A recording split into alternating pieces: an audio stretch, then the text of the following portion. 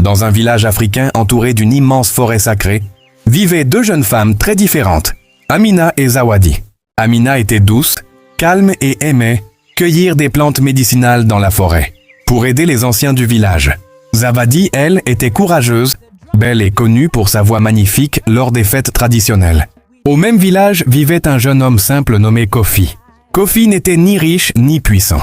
Malgré sa pauvreté, tout le monde respectait sa bonté. Un matin, pendant la saison des pluies, Amina rencontra Kofi près de la rivière sacrée. Ils parlèrent longtemps sous un grand baobab.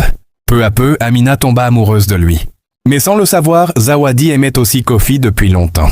Chaque soir, elle chantait près du feu en espérant qu'il remarque son amour.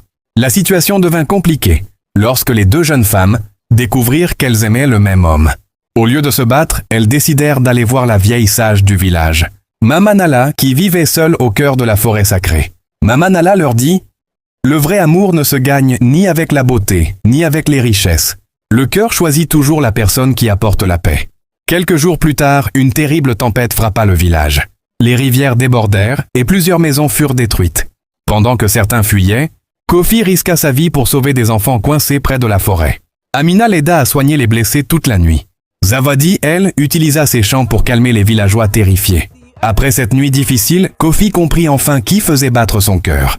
Il choisit Amina, non parce qu'elle était la plus belle, mais parce qu'elle restait à ses côtés même dans la souffrance. Zawadi eut le cœur brisé, mais elle sourit et dit « L'amour véritable, c'est aussi savoir laisser partir la personne qu'on aime. » Avec le temps, Zawadi devint une grande chanteuse respectée dans plusieurs villages, tandis qu'Amina et Kofi construisirent une famille heureuse près du grand baobab.